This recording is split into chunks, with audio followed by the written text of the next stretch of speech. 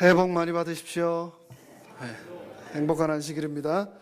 2016년 1월 1일 이제 막 하루를 보냈는데 굉장히 오래 산 것 같네요. 또 시간이 정말 빨리 가는 것 같습니다. 가장 사람들이 받기 싫어하는 선물 중에 하나가 마음의 선물, 뭐 없이 그냥 말로만 하는 선물이라고 하는데, 제가 드리는 이 새해 인사에 저의 마음이 담겨 있음을 여러분 기억해 주시고, 우리가 오늘 저녁 서로 또 예배가 끝나고 헤어질 때 신년 인사를 서로 나눌 때 진정한 마음, 사랑을 담아서 올 한 해의 축복을 서로에게 기원해 주시기를 간절히 부탁드립니다. 우리 김청 장로님께서 저를 정치에 전혀 관심이 없는데 문재인 대표로 소개를 해 주셨지만 참 감사드립니다. 문선명이라고 소개를 안 해 주신 것에 대해서. 그래서 긴장을 하면 누구나 다 그럴 수 있으리라 생각을 합니다. 여러분 오늘 특창 어떻게 잘 들으셨습니까? 연습한 거에 비해서 너무나 감동적인 그런 특창이었습니다. 딱 한 번 저희가 불러보고 단에 올라왔는데, 역시 하나님의 이 찬미는 그 가사 자체가 엄청난 큰 힘과 위로를 저희에게 주는 것 같습니다. 아무쪼록 이 2016년 한 해 동안 우리 모두 건강하고 또 행복할 뿐만 아니라 서로에게 따뜻하고 큰 기쁨이 되어줄 수 있는 그런 2016년 한 해가 되시기를 간절히 기원합니다. 오늘 저는 여러분들에게 2016년 새해를 맞이하며 어떤 말씀을 드려야 할까 고민을 하던 차에 마침 한국에 있는 목회를 하는 친구로부터 책을 한 권 소개를 받았는데요. 이 책을 한국연합회에서 윌리엄 존슨 박사님이 쓴 책을 번역을 하였고, 또 이것을 12개의 교과로, 강목으로 나누어서 교회에서 쉽게 함께 나눌 수 있도록 모든 작업을 다 해놓은 아주 훌륭한 자료를 저에게 보내주었습니다. 이 책의 제목은 무엇이냐면 Jesus of Nazareth, 나사렛 예수라고 하는 책인데요. 이 책을 쓴 저자에 대해서 먼저 간단하게 제가 좀 소개를 드리고자 합니다. 이 책은 윌리엄 존슨 목사님께서 책을 쓰셨는데, 이분은 호주 분이세요. 호주에서 태어나셨고, 또 아본데일 칼리지에서 신학을 공부하기 전에는 화학공학을 공부하신 화학공학도시였습니다. 그런데 나중에 신학을 공부하시고 미국에 오셔서, 이 미국 남부 지역의 하버드라고 하는 학교가 어딘지 아십니까? 테네시주에 있는 밴더빌트라고 하는 대학이 아주 유명한 바이블 칼리지 중에 하나입니다. 그곳에서 히브리서를 연구하고 PhD를 받으셨습니다. 그리고 나서 이분이 1982년부터 2006년 무려 25년 동안 저희 재림교회 대표 기관지인 어드벤티스트 리뷰지의 편집장으로 일을 하셨습니다. 지금은 은퇴를 하셨지만 여전히 대총회에서 대총회장님을 보필하는 연구위원으로 지금도 봉사를 하고 계신데, 저서만 25권이 넘고 1000여 편이 넘는 아티클을 쓰셨습니다. 그 많은 책 중에서 특별히 오늘 소개할 이 책은 나사렛 예수라고 하는 책인데요. 우리가 새해가 되면은 새로운 결심을 하게 됩니다. 그렇죠? 옛날하고 지금하고 똑같으면 뭐가 다를 게, 뭐가 좋을 게 있겠습니까? 신년이 되면 작년하고 달라져야 됩니다. 그렇죠? 약을 먹으면 나아야 됩니다. 감기약을 먹었는데도 여전히 감기를 앓고 있다면 그 약이 신통치 못한 것입니다. 마찬가지로 우리가 예수를 믿으면 어떻게 돼야 될까요?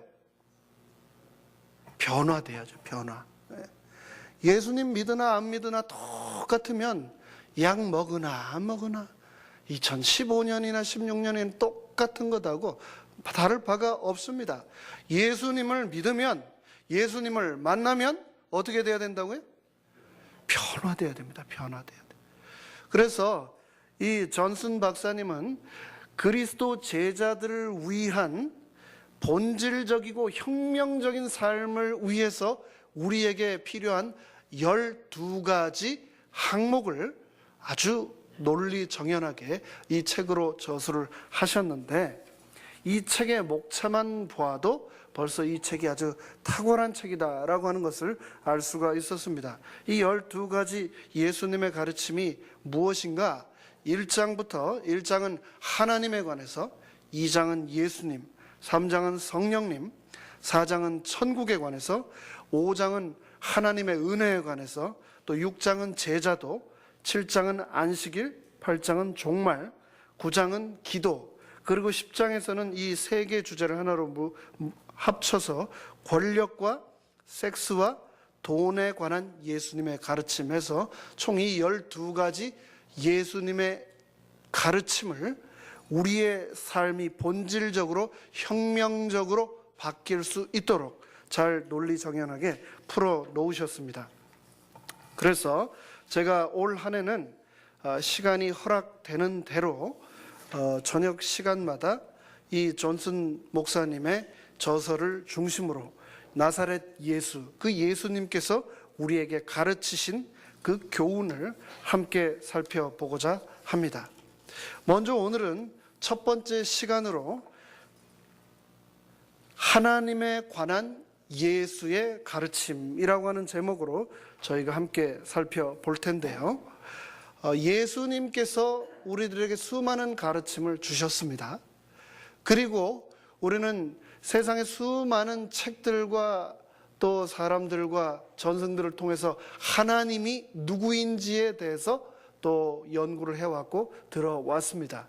그런데 오늘 저는 이 시간에 하나님에 관해서 예수님이 어떻게 우리에게 가르치고 계신가, 하나님에 대해서 예수님이 도대체 뭐라고 말씀하시는가를 살펴보고자 합니다.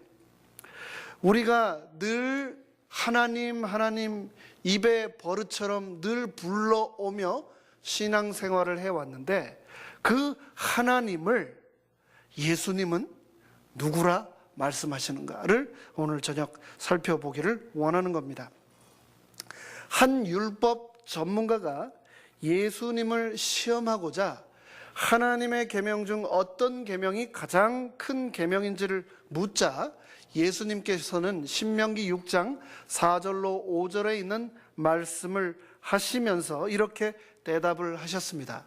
이 말씀은 유대인들의 말로 쉐마라고 합니다. 쉐마 이스라엘. 쉐마라고 하는 말은 들으라라고 하는 말입니다. 즉 들으라 이스라엘이여라고 하는 이 아주 유명한 선언문 신명기 6장 4절로 5절의 말씀을 인용해서 예수님께서는 이 부자 법관에게 이렇게 말을 하고 있는데요. 이스라엘아 들으라, 주 곧 하나님은 우리의 유일한 주시라. 내 마음을 다하고 목숨을 다하고 뜻을 다하고 힘을 다하여 주 너희 하나님을 어떻게 하라? 사랑하라. 주 너희 하나님을 사랑하라 라고 하면서 예수님은 하나님의 본성을 깊이 드러내셨습니다. 그러면서 이 쉐마 이스라엘을 통하여서 예수님께서는 하나님의 유일성을 드러내셨습니다. 우리는 하나님을 성경에서 부르는 수많은 이름들을 접할 수 있습니다. 성경에 보면 하나님을 또 다른 말로 어떻게 부르고 있습니까? 여호와라고 부르고 있죠. 또 창조하신 우리 하나님을 엘로힘이라고 부르고 있죠. 그리고 또 어떤 이름들이 있습니까?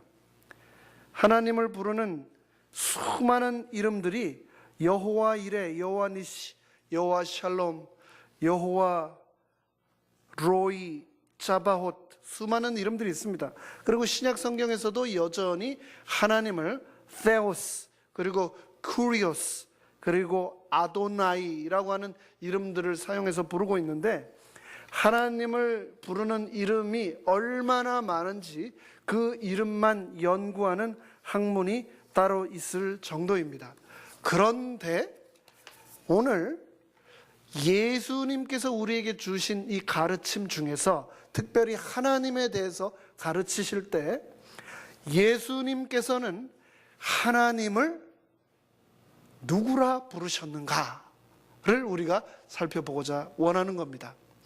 예수님이 하나님을 부르신 이름이, 호칭이 여러 가지가 있었습니다.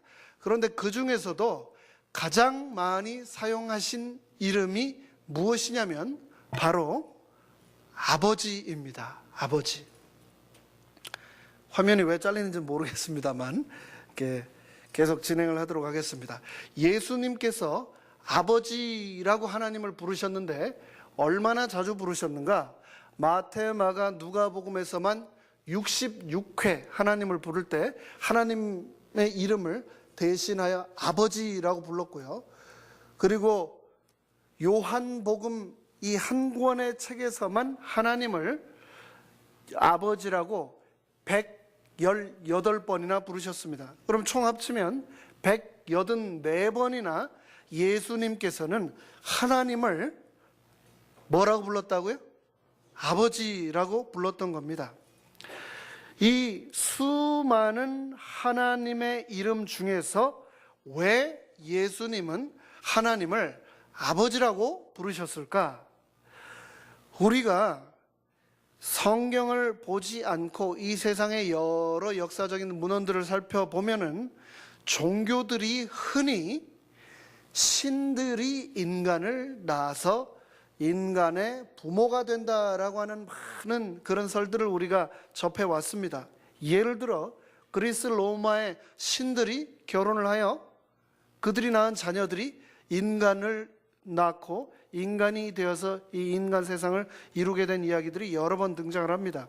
또 심지어 그리스 로마 신화까지도 갈 것도 없이 우리가 태어나고 자랐던 한국의 바로 38선을 넘어가면 북한에서는 김일성이나 김정일을 뭐라고 부릅니까? 무슨 수령동지라고 부릅니까?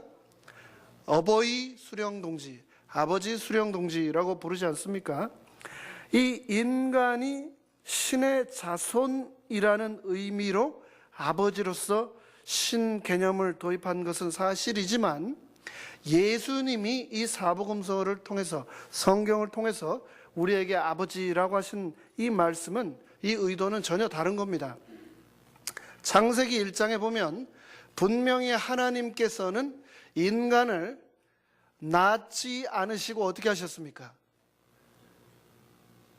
하나님이 인간을 낳으셨습니까? 만드셨죠. 만드셨다고요. 하나님 우리를 낳지 않으셨습니다. 만드셨다고요. 하나님의 자손이 아니라 그분에 의해 창조된 존재가 우리입니다.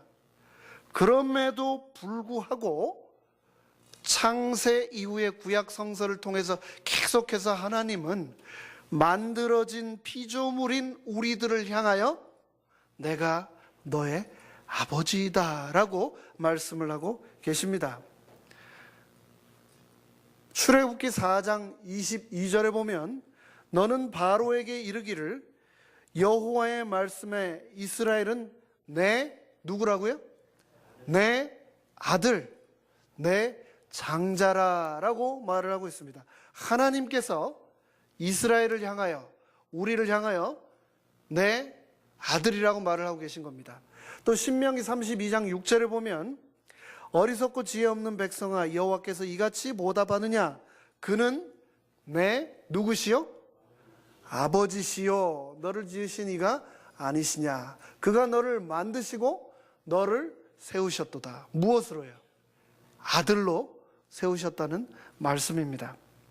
하나님께서 내가 잘나서가 아니라 하나님이 선택을 하셔서 처음부터 하나님의 아들이 전혀 아닌 우리를 아들로, 딸로, 자녀로 삼으셨다는 겁니다. 양자 삼아 주셨다는 겁니다. 그 내용을 우리가 살펴보면 살펴볼수록 왜 하나님이 우리의 아버지인가, 왜 그 호칭을 예수님께서 사용하셨는가를 깊이 공감할 수 있는데요. 우리가 주기도문이라고 하는 마태복음 6장 9절로 13절의 그 기도문을 늘 암송하고 기도할 때마다 반복해서 외우는데 사실은 이 주기도문도 살펴보면 주기도문이 아니라 우리의 기도문임을 알 수가 있습니다. 하나님께서는 사실 이 예수님이라고 하는 하나님과 동등한 분이십니다. 완전히 하나이신 분이죠. 그럼에도 불구하고 이 예수님이 같은 하나님이신 하나님 아버지를 향하여 왜 아버지라고 칭했는가? 예수님도 하나님이시고 하나님도 하나님이신데 왜 예수님이 하나님을 아버지라고 불렀는가?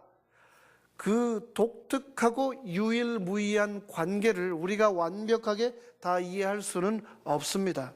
하지만 예수님께서는 하나님과 예수님과의 이 관계를 뛰어넘어서 우리에게 하나님이 아버지이심을 가르치시기 위해서 이 땅에 육신을 입고 인간으로 태어나셔서 우리가 그분을 아버지로 배울 수 있도록 그분을 아버지라고 부르셨던 겁니다.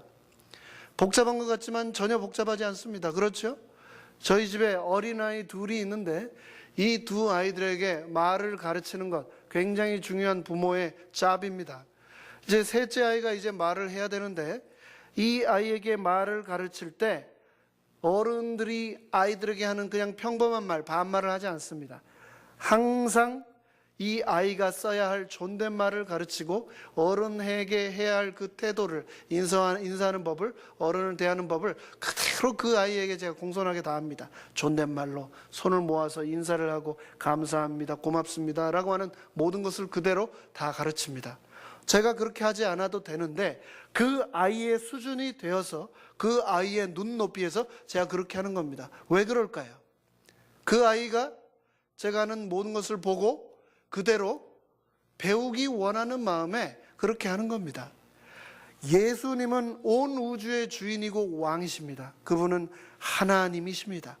그분께서 인간이 되어 이 땅에 오신 것, 그 유일한 목적은 그분이 같은 하나님을 아버지라고 184번이나 부르신 것, 그 이유는 바로 우리가 저 멀리 우주 높은 보좌의 근엄하게 계셔서 우리를 언제나 심판하시고 정죄하시는 그런 무서운 분으로 우리가 하나님을 알까봐 하나님에 대해서 온전히 가르쳐 주시기 위해서 하늘 보좌에서 이 땅에 오셔서 하늘에 계신 하나님을 아버지라고 그렇게 부르셨던 겁니다.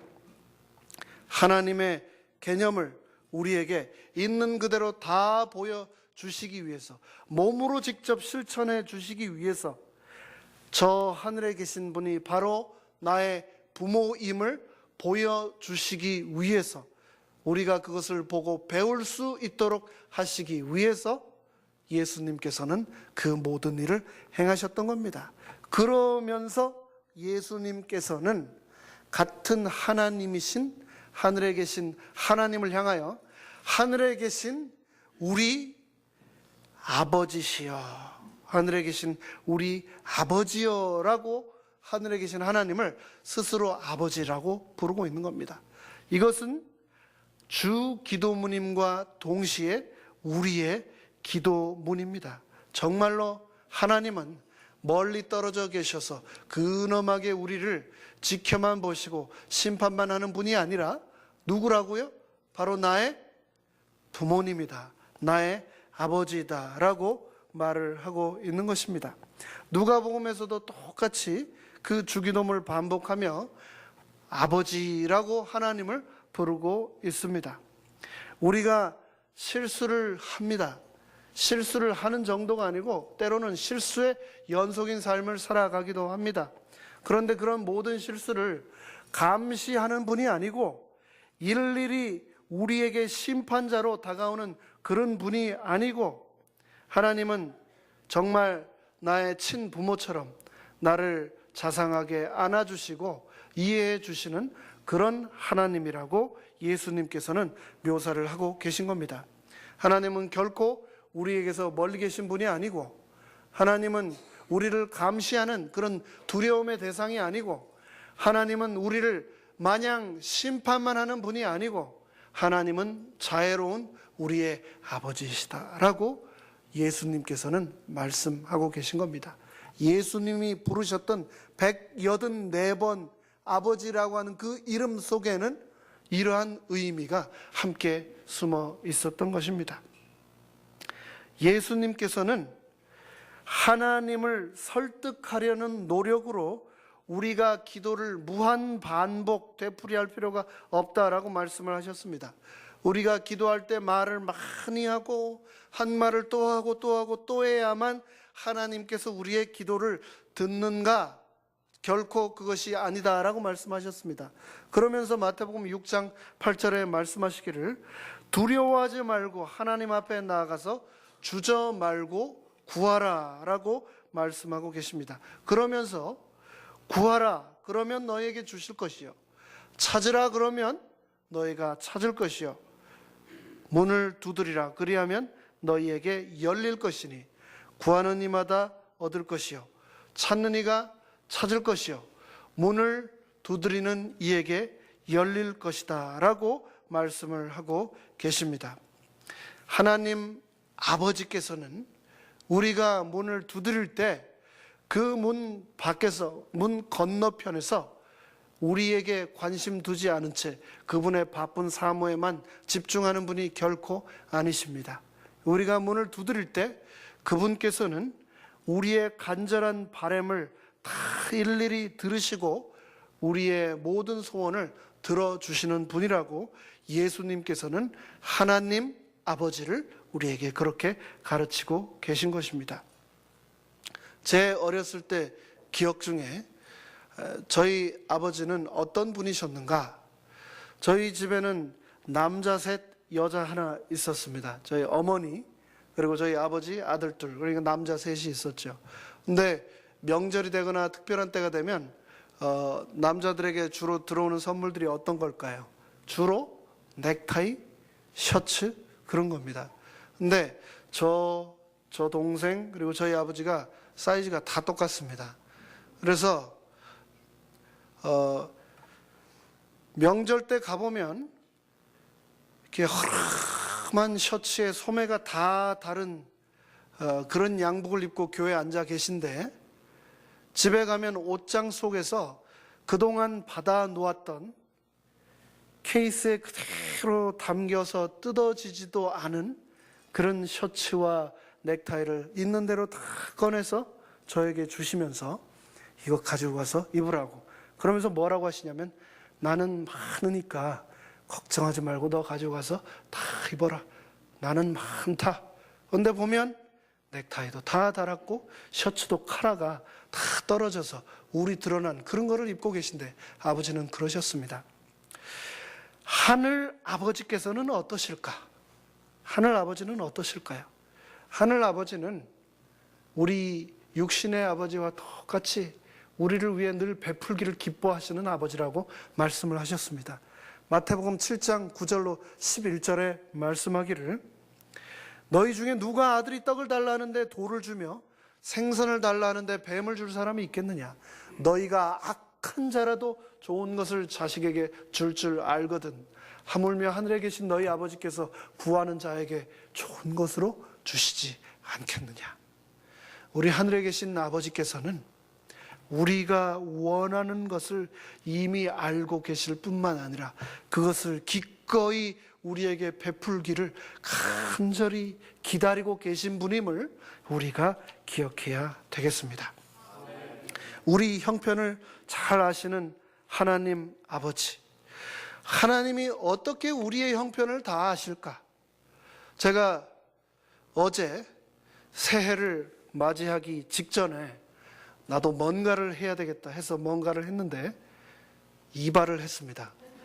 이발을 했는데 조금 단정해 보이시는지 모르겠습니다. 그런데 한 가지 제가 이해가지 못하는 장면을 하나 봤는데요. 제 바로 앞에 머리를 자르고 있는 뚱뚱한 이 멕시칸 중년 아저씨 그 한 분이 앉아 계셨는데 아무리 봐도 머리카락이 없는데 머리를 자르고 있는 겁니다. 머리카락이 없는데 자르고 있어요. 가까이 이렇게 봤더니 있긴 있어요. 그런데 그 자르고 있는 미용사가 저는 참 대단하다는 생각을 했고, 자르고 난 후에 그 머리를 샴푸를 해주고, 샴푸를 한 후에 드라이를 해주고, 드라이를 한 후에 왁스를 발라주더라고요. 바를 머리가 하나도 없는데. 그런데 그 모든 과정이 다 끝난 후 굉장히 기뻐하며 그 사람이 떠난 광경을 제가 봤습니다. 우리의 형편, 사람마다 형편이 다 틀리죠. 머리카락이 얼마나 있는지 없는지, 또 어떤 스타일의 헤어스타일을 원하는지, 사람마다 그 요구가 다 틀립니다. 오늘날 가장 큰 빅 워드 중에 하나는 뭐냐면 빅데이터라는 겁니다. 가장 유망한, 또 우리가 앞으로 무시할 수 없는 산업 중에 하나가 뭐냐면 데이터 아날리시스 비즈니스입니다. 이거 IT 세계에서 갈수록 커지는 세계가 바로 이 세계입니다. 제가 2009년에 논문을 준비하면서 설문지를 만들어서 약 한 2,000부 이상을 제가 한국에 배포를 했습니다. 그리고 그것을 수거를 했는데, 수거한 다음에 그 다음에 하는 작업이 뭐냐면 그걸 전부 다 컴퓨터에 입력을 하는 작업을 하는 겁니다. 며칠이 걸리죠. 그 데이터를 수십만 가지의 질문을 다시 받아서 데이터에 입력을 하고 나서 그 입력된 데이터를 가지고 어떻게 하냐면 내가 원하는 연령, 지역, 나이에 사람들이 뭐라고 대답을 했는지, 뭐 1번 질문에서 뭐라고 대답을 했는지, 2번에서 뭐라고 대답을 했는지 원하는 요구사항 질문만 만들어서 인풋을 넣으면은 그것에 따른 아웃풋이 정확하게 떨어져 나왔습니다. 모든 데이터가 들어가 있으면 그게 분석이 돼서 나오는 겁니다. 그런데 이것이 논문, 설문 자료 분석할 때만 그런 식으로 프로그램이 사용되는 것이 아닙니다. 오늘날 모든 것들이 이런 식으로 다 데이터가 분석되고 또 정리되어서 적용되고 있다는 겁니다. 실리콘밸리의 저쪽 샌프란시스코에, 그리고 또 이 LA 지역의 수많은 회사들이 이러한 비즈니스를 하고 있습니다. 우리가 무심코 검색창에 넣고 있는 그 검색 단어들이 어느 지역에 어떤 연령에 무슨 짭을 가지고 있는 사람들이 어떤 단어에 대해서 가장 많이 관심을 가지고 있고 그것에 대해서 사용을 하고 있는가, 모든 것이 다 분석되고 있는 겁니다. 소위 말하는 이 슈퍼컴퓨터가 수억만 개의 자료를 저장했다가 순식간에 다 불러내는 세상이 바로 이런 세상입니다. 그런데 하나님께서는 이 세상에 있는 슈퍼컴퓨터도 모르는, 그 컴퓨터도 분석해낼 수 없는 지상에 살고 있는 우리 모두의 마음속 깊은 곳에 있는 상처와 필요까지도 하나님께서는 다 알고 계시다라고 말씀을 하고 있습니다.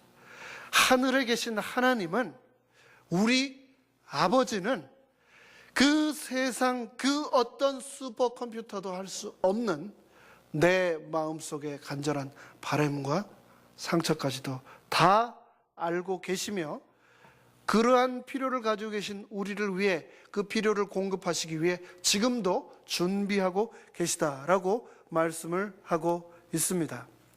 우리의 형편을 잘 아시는 그 하늘 아버지께서 마태복음 6장 26절로 27절에 말씀하셨습니다.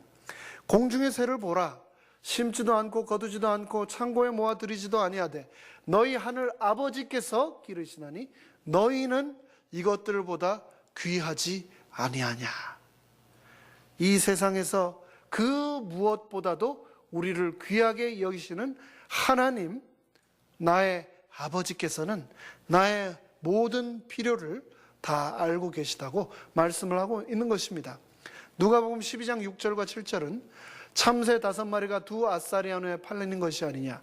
그러나 하나님 앞에서는 그 하나도 잊어버리는 바 되지 아니하는도다. 너희에게는 심지어 머리털까지도 다 세신 바 되었나니 두려워하지 말라. 너희는 많은 참새보다 더 귀하니라고 말씀하고 계십니다.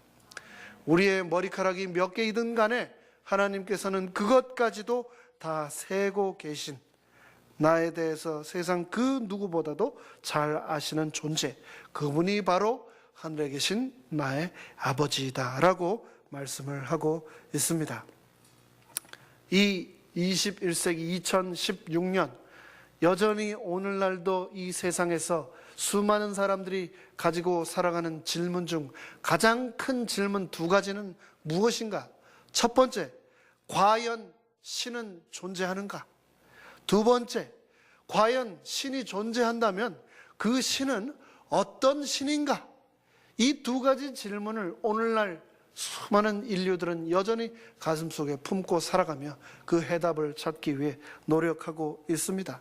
그런데 그 질문에 관해서 욥은 이렇게 말했습니다. 내가 하나님의 오묘를 어찌 능히 측량하며 전능자를 어찌 능히 온전히 알겠느냐. 우리 인간으로서는 그 하나님의 오묘를 측량할 수도 없고 그 오묘를 우리가 능히 알 수도 없는 것이 정답입니다. 하지만 그 알 수 없는 무한한 오묘의 세계에 대해서 예수님께서는 우리가 어렴풋이라도 알기 원하셨기 때문에 이 땅에 오셔서 말과 행동으로 직접 우리를 가르치셨는데 어떻게 가르치셨는가? 온 몸으로 가르치신 겁니다. 요한복음 14장 9절에서는 예수님께서 마지막으로 지상에서의 나를 보내며 지상생의 마지막 저녁, 이제 내가 곧 너희들의 곁을 떠날 것이다 라고 말씀하실 때에 옆에 있던 제자 중 빌립이 예수님께 이렇게 질문을 했습니다.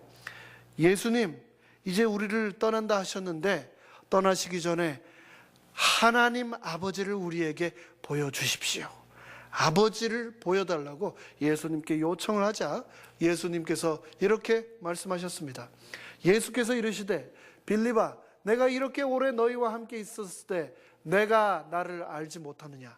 나를 본 자는 아버지를 보았거늘 어찌하여 아버지를 보이라 하느냐?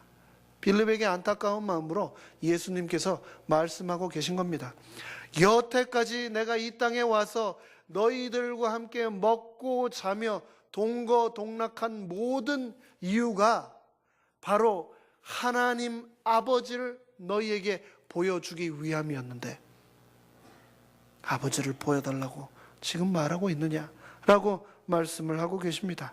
그러면서 10절에 계속 말씀하시기를 나는 아버지 안에 있고 아버지는 내 안에 계신 것을 네가 믿지 아니하느냐. 내가 너희에게 이르는 말이 스스로 하는 것이 아니라 아버지께서 내 안에 계셔서 내게 이르시는 말을 내가 하는 것이라고 예수님께서 말씀하셨습니다. 이 세상 살아가면서 우리가 우리의 필요를 공급해 주시는 분을 간절히 찾지만 항상 우리의 그 필요를 그 누구보다도 잘 아는 분은 바로 하나님 아버지심을 우리는 늘 기억해야 되겠습니다. 마태복음 6장 31절로 32절은 우리의 매일의 필요를 공급하시는 아버지에 대하여 이렇게 말하고 있습니다. 그러므로 염려하여 이르기를 무엇을 먹을까 무엇을 마실까 무엇을 입을까 하지 말라. 너희 천부께서 이 모든 것이 너희에게 있어야 할 줄을 아느니라. 2016년 한 해가 밝았습니다. 밝았지만 여전히 우리 마음속에는 걱정이 많습니다. 무엇을 먹을까? 무엇을 마실까? 무엇을 입을까? 하지만 하나님께서는 뭐라고 말씀하셨는가? 누구에게 맡기라고요? 천부가 누굽니까? 천부. 아버지한테 맡겨라. 아버지한테 맡겨라. 맡기는 것을 배우라고 말씀을 하고 계신 겁니다. 맡기는 것을 배우라. 여러분 맡기는 거 잘하십니까? 나는 절대 못 맡겨. 못 믿으니까. 내가 해야 돼. 뭐든지 다 내 손으로 해야 되는 그런 사람이 있어요? 있습니다. 저도 그런 것 같아요. 저희 집사람이 어디 장거리 가면 자꾸 자기가 운전을 해주겠다는데 불안해서 잠을 잘 수가 없고 절대 맡길 수가 없습니다. 운전을 해주면 더 잠이 안 와요. 맡기지를 못하는 이 벌을 제가 그렇게 받는 것 같습니다. 맡기는 것 참 쉽지 않습니다. 그렇죠? 제가 다니는 병원의 주치 선생님께서 제가 건강검진을 갔는데 이런 얘기를 하시더라고요. 염려해야 된다고, 준비해야 된다고 하면서 3가지를 준비하라, 그런 얘기를 하셨습니다. 첫 번째, 건강해야 된다. 건강 지금부터 준비해야 된다. 아무리 잘생기고 가진 것 많아도 한번 넘어져서 휠체어 타면 마누라 다 도망간다.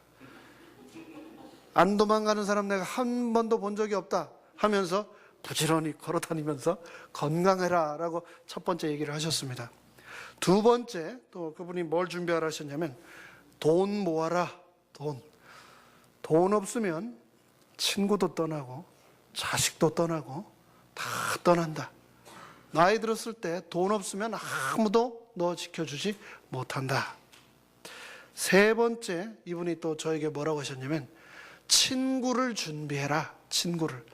나이 들어 아무도 찾아오지 않는 것처럼 힘들고 외로운 것 없다. 지금부터 가슴을 다 열어놓고 사귀고 깊이 공감할 수 있는 친구를 준비해라. 이 3가지 준비해라. 그거 되지 않았으면 지금부터 염려하고 걱정하면서 이 일 위해서 열심히 살아야 된다라고 하셨습니다. 일리가 있는 말이죠. 하지만 우리가 한다고 다 되는 거 아닙니다. 분명히 일리가 있는 말이에요. 일리가 있는 말입니다. 하지만 때로는 하나님만이 하실 수 있는 일들이 있습니다. 내가 아무리 열심히 준비를 한 듯, 내가 아무리 열심히 노력을 한다 할지라도 하나님께 맡기지 않고서는 얻을 수 없는 것들이 이 세상에 얼마나 많은지 모릅니다. 그분이 훌륭한 의사 선생님이시고 공부를 많이 하고 또 많은 경험을 통해서 하신 말씀이지만 거기에 우리는 하나 더 나아가서 정말 우리 인생에서 꼭 필요한 것, 배워야 될 것, 그것은 바로 맡기는 겁니다. 누구에게요? 천부, 우리 하늘 아버지께 맡겨야 되겠습니다. 그 하나님께서 우리에게 매일의 공급을 채워주시겠다 말씀하시면서 그러므로 내일 일을 위하여 염려하지 말라. 내일 일은 내일 염려할 것이요 한날 괴로움은 그날 족하다라고 말씀을 하고 계십니다. 그 하나님께서 만약에 때 우리에게 핍박이 당할지라도 그 핍박으로 인하여 우리가 실족하게 될지라도 그날조차도 미리 염려하지 말아라 라고 하시면서 마가복음 13장에는 이렇게 말씀하십니다. 사람들이 너희를 끌어다가 넘겨줄 때 무슨 말을 할까? 미리 염려치 말고 무엇이든 그 시에 너희에게 주시는 그 말을 하라. 말하는 이는 너희가 아니요 누구시라고요? 성령이시니라. 성령이 주시는 말씀을 듣기 위해서 우리가 어떻게 살아야 할까요? 그분과 늘 연결된 삶을 살아야 되겠죠. 그분께서 우리의 필요를 공급해 주시기 때문입니다. 그분과 항상 연결된 삶을 우리가 살아야 되겠습니다.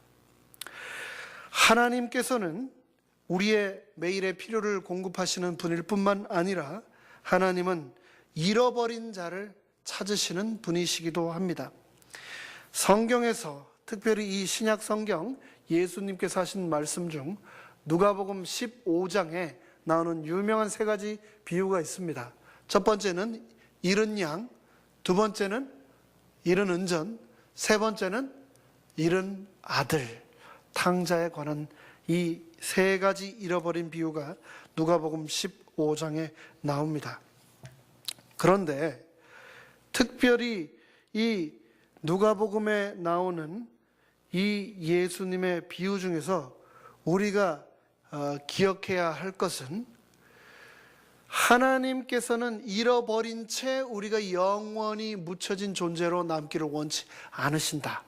하나님께서는 끊임없이 우리를 찾기 위해 노력하고 계신다라는 것과 동시에 하나님께서 우리에게 말씀하고자 하시는 것은 우리를 하나님께서 찾고 계신데 이 죄인들은 얻은 자들, 기득권자들, 그리고 이미 모든 것을 얻은 자들에게 포커스를 맞출 때 예수님께서는 하나님을 초점 맞추어 말씀하시기를 하나님은 이 세상 사람들처럼 행동하지 않으시고 잃은 자, 소외된 자, 기억에서 지워진 자들을 찾기 위해 노력하신다라고 말씀을 하고 계십니다.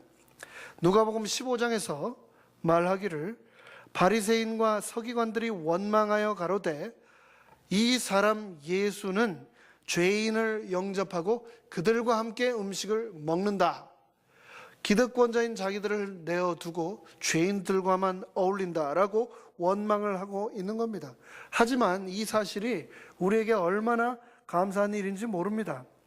하나님께서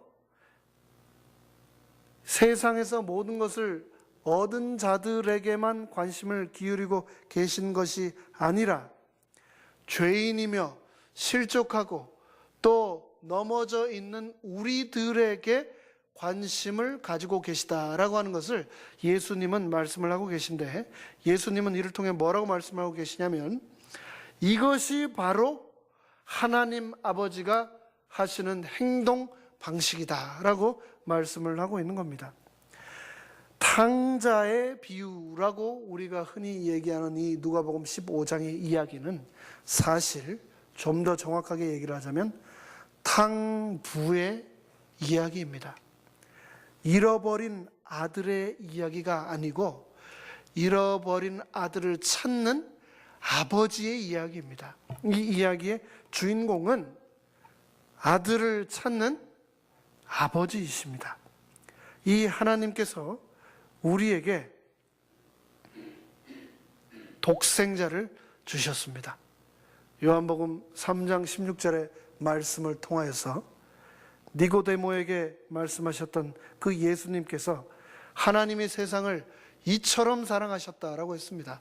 이처럼이 얼마만큼인가? 독생자를 주실 만큼 이 세상을 사랑하시고 이 세상에 있는 우리들을 사랑하셨다라고 말씀을 하셨습니다. 독생자를 주실 만큼 사랑하셨다. 하나밖에 없는 아들을 주실 만큼 사랑하셨다. 그분이 가진 모든 것을 우리에게 주실 만큼 사랑하셨다라고 하나님께서는 말씀을 하고 계신 것입니다. 그 하나님께서 우리에게 바라시는 것이 있으십니다. 무엇을 바라고 계신가? 바로 변화를 바라고 계십니다. 하나님은 이 세상 모든 사람을 무조건적으로 구원하는 분이 결코 아니십니다. 하나님께서는 도덕적인 존재이십니다. 그분은 옳고 그름을 분명히 판단하는 분이십니다. 그렇기 때문에 우리가 변화되기를 원하십니다. 마태복음 6장 12절에서 우리가 우리에게 죄 지은 자를 사하여 준 것 같이 우리 죄를 사하여 주시옵소서라고 기도하라 말씀하셨습니다. 먼저 우리는 변화되어 용서를 베풀 수 있는 사람이 되어야 한다라고 말씀을 하고 계신 겁니다. 하나님께서는 우리가 변화하되 먼저 남들을 위하여 변화되고 그래서 남들까지도 변화시킬 수 있는 존재가 되어라고 말씀을 하셨습니다. 그러면서 그렇게 할 때 하나님께서는 우리를 용서하실 수 있다라고 말씀을 하고 계십니다. 이제 시간이 다 되어가기 때문에 말씀을 마무리하도록 하겠습니다. 마태복음 18장에 보면은 우리가 잘 아는 비유 중에 달란트의 비유가 등장을 합니다. 근데 이 이야기는 아주 심플합니다. 엄청난 빚을 진 사람이 한 사람 등장합니다. 그 빚이 얼마인가? 성경은 1만 달란트라고 합니다. 1만 달란트는 어떤 금액인가? 이 유대인들 머릿속에서 가장 큰 숫자가 뭐냐면 1만이었습니다. 1만. 1만이 최고의 큰 숫자였어요. 그리고 그들에게 있어서 가장 큰 단위의 화폐가 무엇이었냐면은 US 달러는 제일 큰 게 얼마짜리입니까? 큰 게 뭐 많다고 해요. 그런데 시중에 도는 것 중에 제일 큰 거는 100불이죠. 한국 돈은 제일 큰 돈이 얼마짜리입니까? 5만 원짜리. 그런데 이 유대인들의 생각 속에서 가장 큰 돈의 단위는 뭐였냐면은 달란트였습니다. 그러니까 두 개를 합친 거죠. 가장 큰 돈의 단위, 가장 큰 숫자, 1만 달란트. 근데 이 1달란트가 얼마의 금액이냐면은 노동자 한 사람의 16년 품삯이 한 달란트라고 했습니다. 그러면 1만 달란트면 얼마일까요? 노동자 한 사람의 16만 년치 품삯입니다. 이거는 한마디로 뭐냐면은 아예 우리가 생각할 수 없는, 아예 갚을 엄두조차도 내지 못하는 금액의 빚이라고 성경은 말을 하고 있는 겁니다. 그 빚진 자를 탕감해 주었는데 그 사람은 100데나리온 빚진 자의 빚을 탕감해 주지 않았습니다. 한마디로 변화하지 않은 거죠. 하나님께서는 변화되지 않는 자는 하나님의 자녀가 아니다 라고 말씀을 하고 계신 겁니다.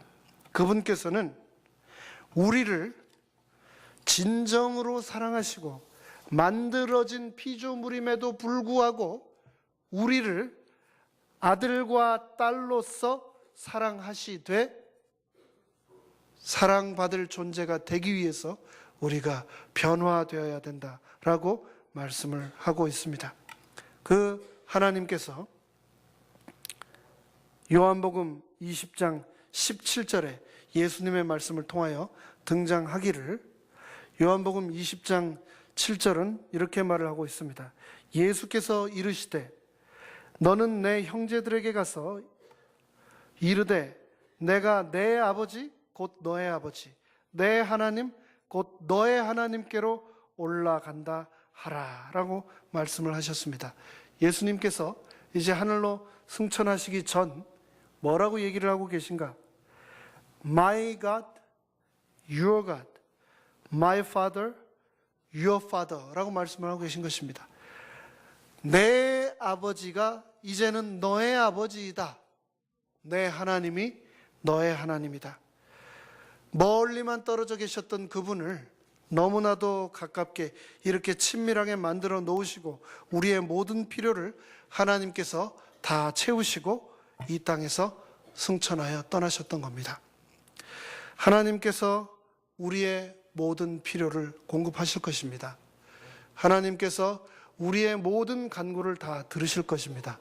하나님께서 우리의 아버지가 되어 주실 것입니다. 하나님의 자녀가 되기 위해서 올 한 해 우리는 변화되어야 하겠습니다. 올 한 해 우리가 더욱 하나님의 자녀로서 그 이름에 걸맞는 삶을 살게 되시기를 간절히 바라면서 말씀을 마치도록 하겠습니다. 감사합니다.